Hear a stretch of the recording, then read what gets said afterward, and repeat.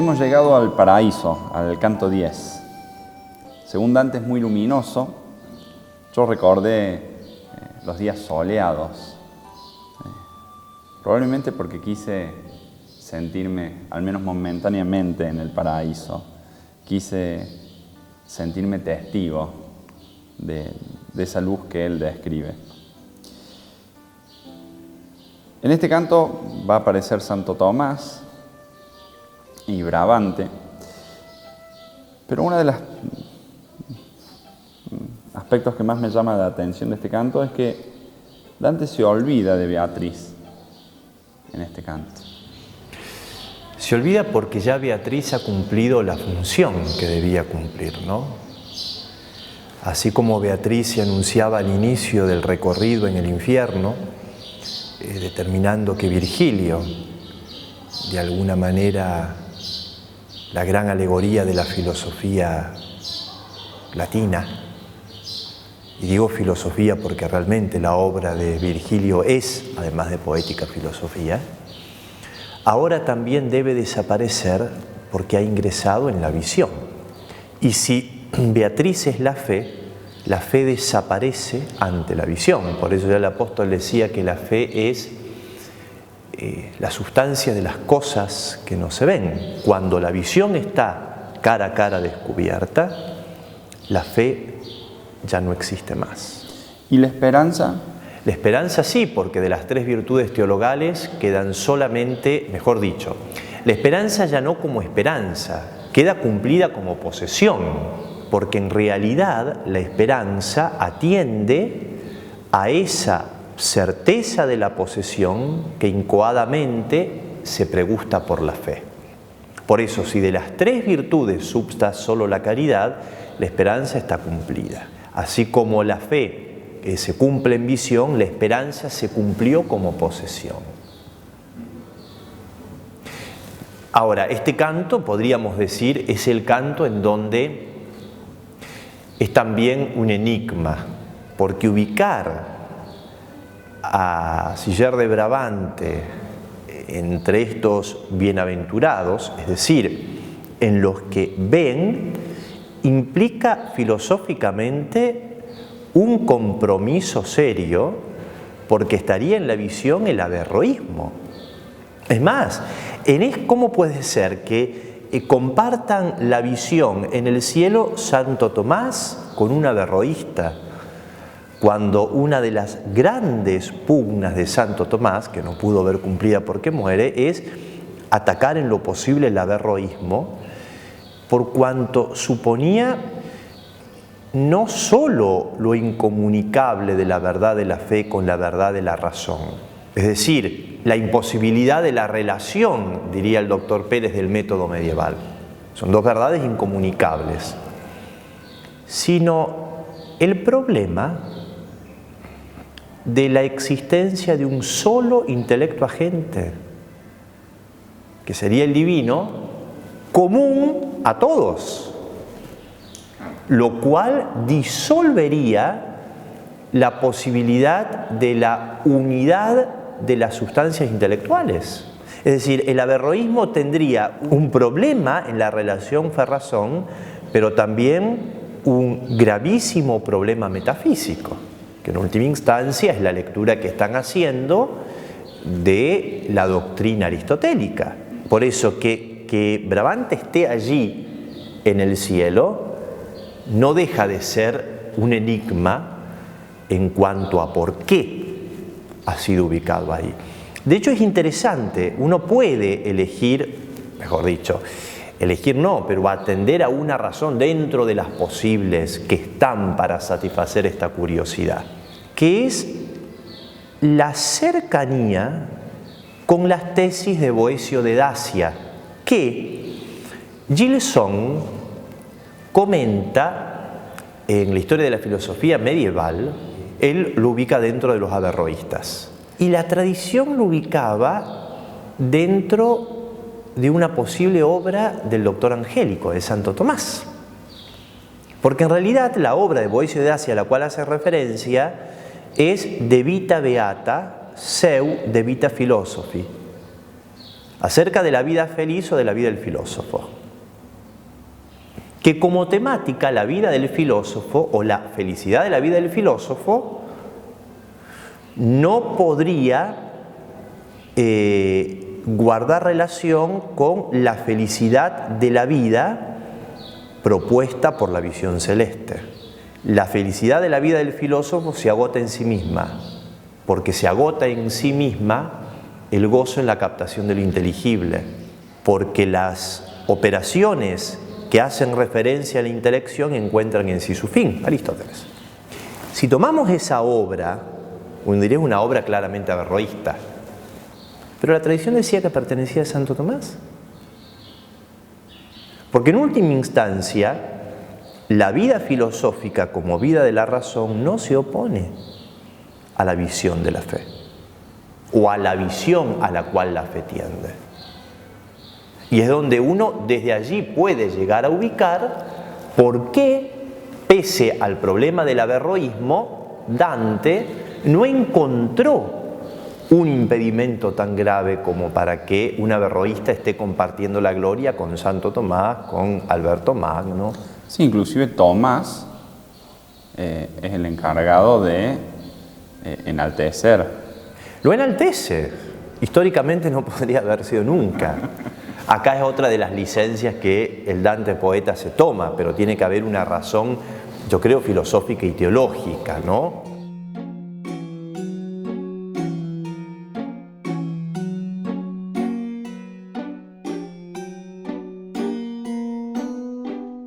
Bueno, convengamos que también en este canto aparece una cuestión que no va a ser menor, otra vez el tema del amor.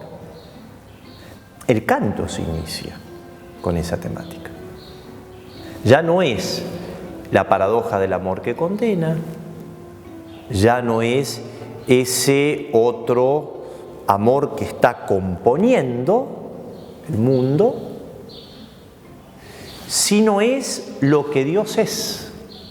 Y que en los primeros versos, y ahí otra vez la tesis del unitrietismo está claramente expuesta, ¿no? Que lo que los padres griegos hubieran llamado con el concepto de perijóresis, o los latinos con el concepto de circumincenso. El principio sin principio eternamente concibe en sí a su verbo. En esta consubstancialidad de verbo para con el principio sin principio es expirado la tercera persona trinitaria. Sin tiempo y sin nacimiento uno de otro, sino en un eterno engendramiento cuya ley es ese amor necesario que no puede faltar a la sustancia divina. No por nada en estos tres cantos que hemos recorrido, el amor está inteligido desde una tríada. La cúspide sería esta. Por eso esa luz ya corresponde en el cumplimiento perfecto de aquello que Platón había visto en la República, en la alegoría de la caverna. Y de hecho él lo va a nombrar. El sol que ha permitido ver, a la cual agradece el que haya permitido ver esta visión, y que en Platón era alegoría de la idea del bien. Idea del bien más allá del ser, porque el ser participa del bien. Lo cual en Dante estaría en este canto la intuición de que todas las realidades visibles e inteligibles son por la participación misteriosa de un amor intratrinitario y sustancial. ¿Cuál sería el amor opuesto a esto? El amor que no atiende a la sustancia. Beatriz no está. Beatriz acá ya no puede estar, porque estamos ante la visión. Por eso Beatriz, finalmente, ante el olvido de Dante, Dante olvida en la misma medida en que ve. O al ver, olvida lo que fue propedéutica de la visión. En Platón tendríamos una analogía en el movimiento. Quien ha llegado a la contemplación de la idea del bien, dice Platón, parecería un loco si quisiera volver.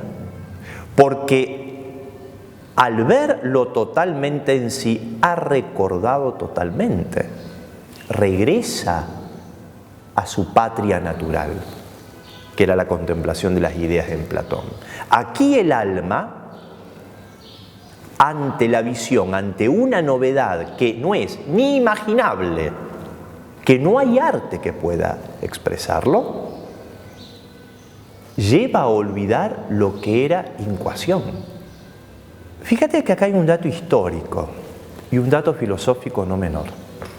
Cuando en este canto aparece, en esta excedencia de ser, en esta excedencia de luz, que dice él, no puede ser imaginado, puede ser creído y a la vez desear verlo. Una paradoja. Creído y desear verlo. Creído implica el no poder verlo, porque si es creído es no poder verlo, pero desea verlo, como en el hecho de la fe se causa o queda causado ese fuego que hace arder en ese fuego que todavía no se tiene. Ahora hay un dato, el dato histórico es que Santo Tomás, cuando aparece, que le dice, soy de los hijos de Santo Domingo, dice él, de los corderos de la santa grey que Domingo conduce por un camino por el que adelanta mucho el que no se extravía. Los investigadores han visto que está puesto en Santo Tomás una crítica por parte de un dominico a la misma grey de Santo Domingo. Hay muchas posibilidades de entender esto, ¿no? De hecho, esto se une con otra alabanza que va a ser Santo Tomás de la Orden de los Serafines, que es la Orden de San Francisco. Las dos grandes órdenes fundadas por los grandes santos del siglo XIII, Santo Domingo de Guzmán y San Francisco de Asís, que en boca de Dante, Santo Tomás canta como propiedad para no perder la visión celeste la condición de San Francisco que a los dominicos faltaba, que era la pobreza. Y no la pobreza como una condición social, ni mucho menos. Como no velamen, como no mediación, como no riqueza de mediación entre el alma y Dios. Eso sería la pobreza. ¿Por qué le faltaba al dominico? Si recordamos la obra de Santo Domingo, fue la conversión de los herejes, esencialmente con los cátaros y los albigenses.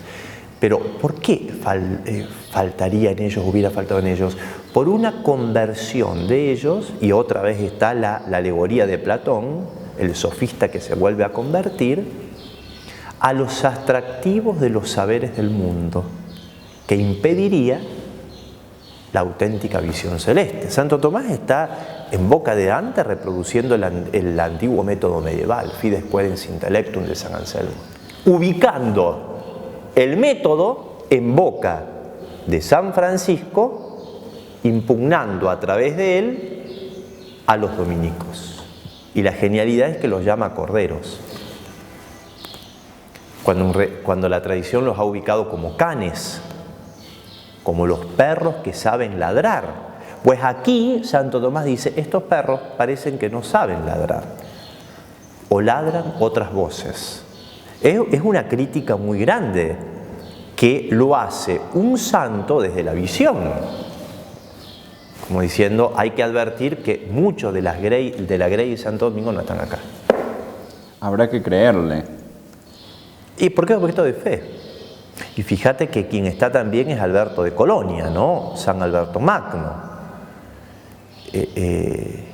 Y aparece también, junto con estos, eso no es un dato menor, aquel que el emperador Teodorico ha martirizado, a Boecio, que nos narra su martirio en la Consolación de la Filosofía. Esto no es menor que esté aquí, porque donde la luz ya es absolutamente visión, la filosofía encuentra su cesar como deseo. Si Boecio fue martirizado, y él narra su martirio en la Consolación de la Filosofía, y la filosofía es deseo de lo que no se tiene, es legítimo que Boecio esté allí donde existe por visión el consuelo de lo que la filosofía solamente amó como deseo. Si no, ¿cómo se entiende que también Boecio pueda participar con su nombre allí? Lo cual, esto también que legitima lo que dice el verso, ¿no? Nunca hubo corazón de mortal tan dispuesto a devoción y entregarse a Dios con tan viva gratitud como estuve yo al oír aquellas palabras, y de tal modo mi amor entero puse en él, la conversión final del amor. Partimos de este amor que, amor malo, decía en el purgatorio, a este amor que es él, y en ese punto Beatriz se eclipsó en el olvido. Se hizo idea. Se hizo... Digo, Dante. Pareciera que... Yo diría que acá se produce la semejanza. Acá se realizó lo que no está en el infierno. Porque de alguna manera cuando dice él, y mi amor entero puse en él, en ese verso, queda claro que en realidad el amor es principio que atrae. Volvemos a la misma idea.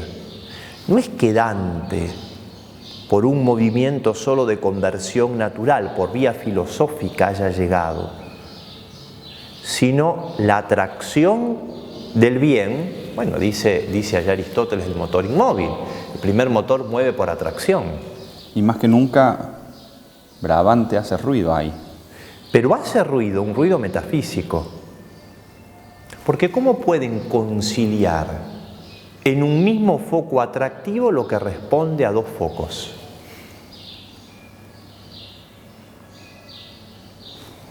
De hecho, es prácticamente, es como una paradoja, ¿no? Ahora, cuando dice allí, ella desde la cual pasa a mí tu mirada es la luz de un espíritu que en su grave meditación le parecía que la muerte tardaba en llegar, ella es la luz eterna de Siguieri, que demostró verdades que despertaron envidia.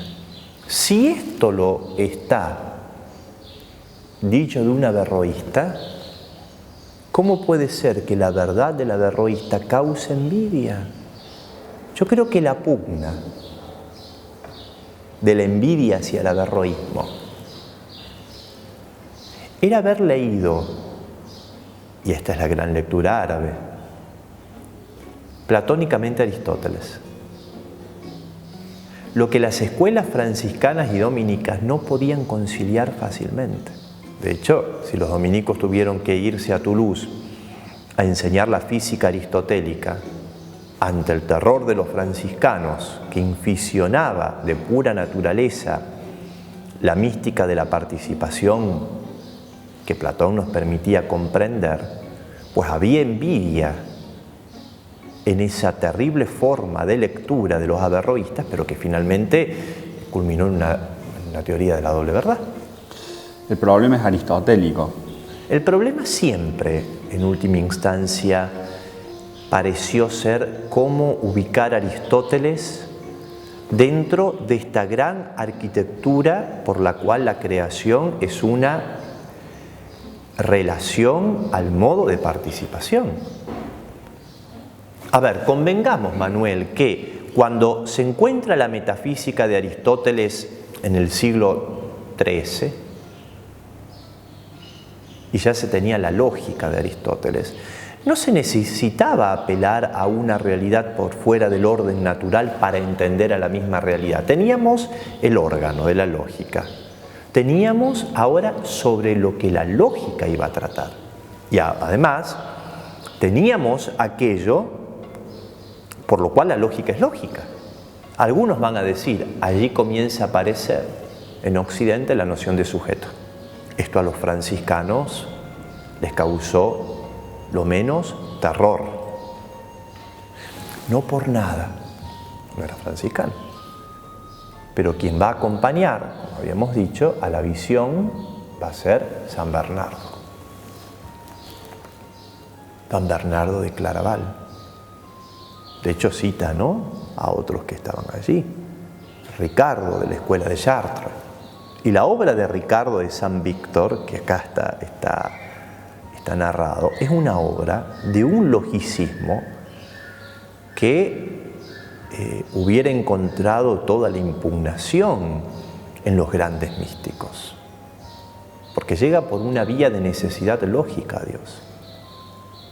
Sin embargo, está en la visión. Dante como que no ve el problema de que en la visión pueda quedar obturada por problemas metafísicos. Y de alguna forma tiene razón, porque la visión no es una conclusión metafísica. Es genial. No es la conclusión de premisas que vienen de la razón.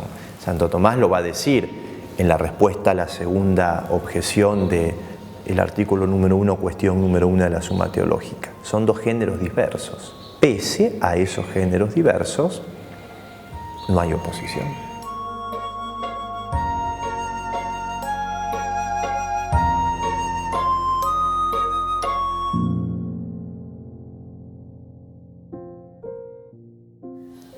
Estamos hablando de que esos textos de Aristóteles aparecen en el siglo XIII.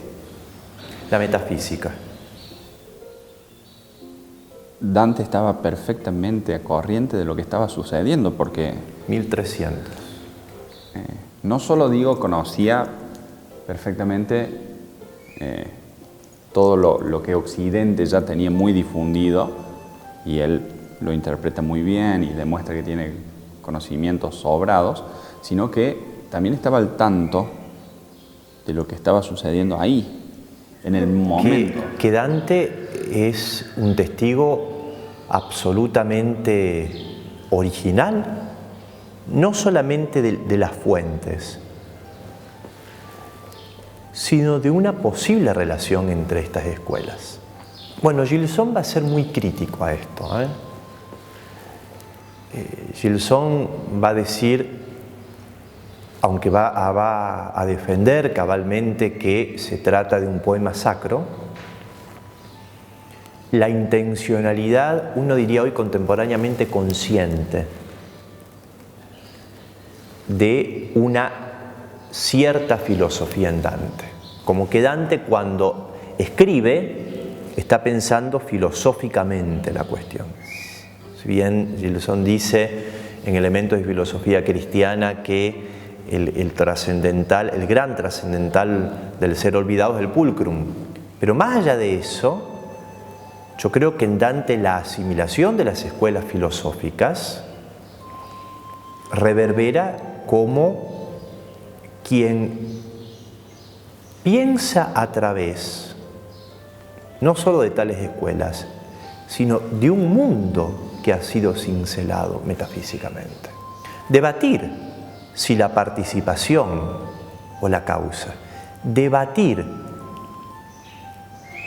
si el bien o el acto, debatir la inmovilidad o el problema del movimiento no era debatir escuelas, era debatir la forma de entender lo real, la forma de ser. Y de darle forma a Occidente a partir de... Ahí estaba Occidente cincelándose. Yo creo que aquí, al colocar en este canto, en boca de Santo Tomás, prácticamente este himno de alabanza, logra Dante dar cuenta de una síntesis. También Gilson es crítico de esto. Mandonet decía que, bueno, como dominico que era, quería hacer la obra de Dante una obra tomista, que no lo hubiera hecho Santo Tomás. Pero más allá de eso está en Dante, al ubicar a Santo Tomás, la intuición de la gran síntesis, en que se ve a Santo Tomás como cumplimiento.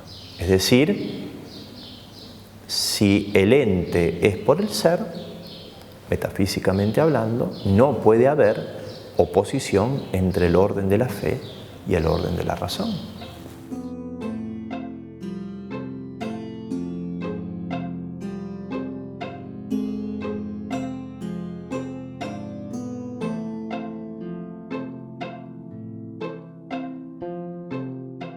Da la impresión de que Dante escribió, pensó, concibió su comedia para el cielo, ¿no? El infierno tiene buena prensa,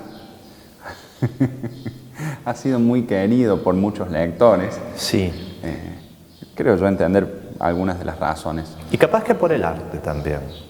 Pero da la impresión de que el esmero de Dante estaba puesto, o que la obra estaba dirigida a esa conclusión. Eso, dices muy bien eso, que la obra estaba dirigida, porque en realidad el principio de la dirección es el principio del movimiento, aquello tan antiguo y tan venerable, ¿no? Lo que es último en la consecución es primero en la intención. Lo que es primero en el movimiento, y que uno podría decir último en cuanto al fin, en realidad ya es primero en cuanto a la eficiencia. Es decir, todo lo que podría ser lo amante es posterior a lo amado, porque en realidad es lo amado que se ama a sí mismo que mueve al amante que está fuera de sí. No por algo, creo que uno puede ver a Dante incluso bajo la temática de círculos de atracción de la luz. Cómo la luz va atrayendo en grados diversos. Y en el infierno no hay atracción de la luz. No, la luz no puede atraer. La luz, en todo caso, que se da por su oposición, separa. Cuando hay luz hay separación. Otra gran paradoja. Veo en la luz las cosas separadas entre sí. Aquello que él incluso ubica como por fuera, incluso de toda imaginación. Él dice casi como un relámpago de un bien que no pasa a otro por tiempo, no pudo tampoco él verlo como obra, porque en última instancia lo que canta no es obra. A mí me parece ver en este canto incluso la síntesis entre Platón y Aristóteles, porque la inmovilidad inmediata del primer motor inmóvil y autoposesiva, cantada por Aristóteles, es además lo que Platón llama como tan en sí que está más allá del ser y más allá de lo inteligible. Es lo suprainteligible. ¿Quién canta eso? Lo canta el poeta, que al fin de cuentas camina con el filósofo de la mano. Pero él también coloca a historiadores aquí, al famoso Osorio. Y no es accidental, porque él con San Agustín escribirá o ha colaborado con San Agustín en la famosa De Civitate Dei, la escritura de la ciudad de Dios, acerca de la ciudad de Dios. La gran síntesis o la gran intuición de una historia o de una filosofía de la historia, donde el mundo greco-latino es anticipación del mundo cristiano.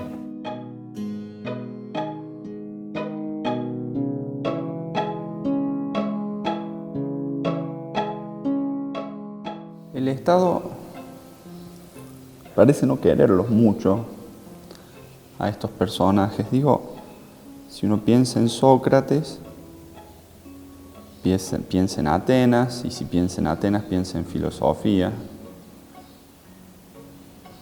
Pero a Atenas lo manda Sócrates a beber la cicuta. Si uno piensa en Dante, piensa en Florencia. Pero Florencia lo manda al exilio. En última instancia, creo que San Agustín nos puede dar una clave de interpretación. La gran pugna entre la ciudad de los hombres y la ciudad de Dios, que es lo que llamaríamos como ese claro oscuro del tenebrismo que substa cuando junto a la atracción primera aparece aquella sílaba original del tentador que tienes todos ahí abajo, en el no original, para sacarlo de la cuestión moral o para sacarlo de la cuestión institucionada del problema de los estados. De alguna manera, el vidente padece esa crucifixión en sí de haber visto. Hay una culpa de haber visto, que el Estado se la hará pagar al modo de, pero que incluso se paga al modo de haber visto. Y creo que eso también se ve como destinadamente en estos que podríamos llamar maestros de Occidente. Pero maestros porque han enseñado a Occidente a ser Occidente, y que yo creo que es una de las grandes tragedias que hoy vivimos. No solamente no hay maestros, sino los que podrían ser llamados maestros enseñan cómo no ser Occidente y cómo ser Occidente, tomando la alegoría, podría ser principio de estar en el infierno. Ser occidental hoy es culpa. El peso de la tradición metafísica de Occidente, y hay que admitirlo, de lo que la tradición cristiana creó en Occidente, hoy se ve como una culpa de la cual hay que evadirse fácilmente. El problema es que cuando se evaden, retoman esas mismas categorías. Deberían crear otras. Es el infierno, no hay salida. No hay salida. Es la advertencia ya de Parménides, La verdad eternamente redonda. El canto 10, a diferencia del purgatorio, que estaba atravesado en una perfecta sinestesia, entre visión y audición, el canto 10 del paraíso culmina en el silencio. La luz es tan excesiva que ya no hay de qué hablar. Lo cual allí el amor se realizó como conocimiento, el conocimiento como cumplimiento, el amor como verbo, el conocimiento como único verbo. Por eso él lo concluye claramente. Una voz a otra con temple y suavidad que solo pueden encontrarse allí, y esto es majestuoso, donde la felicidad se eterniza. Se va pareciendo a Dios. Se van haciendo al silencio, a la quietud. Las propiedades metafísicas de Dios. O todo palabra, todo cumplida, todo silencio, toda pura inteligibilidad y por lo tanto toda visión y todo dolor deleitoso. Vuelve la paradoja. ¿Por qué es un dolor tal? Vuelve Platón.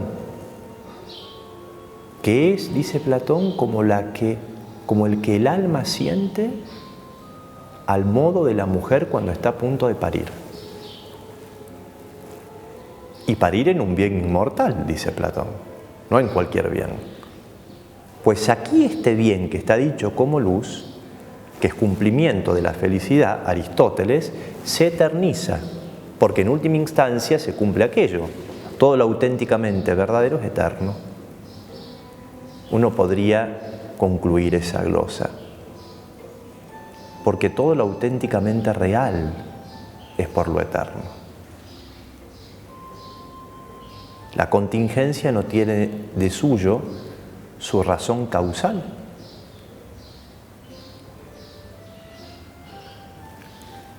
Ha cincelado una metafísica.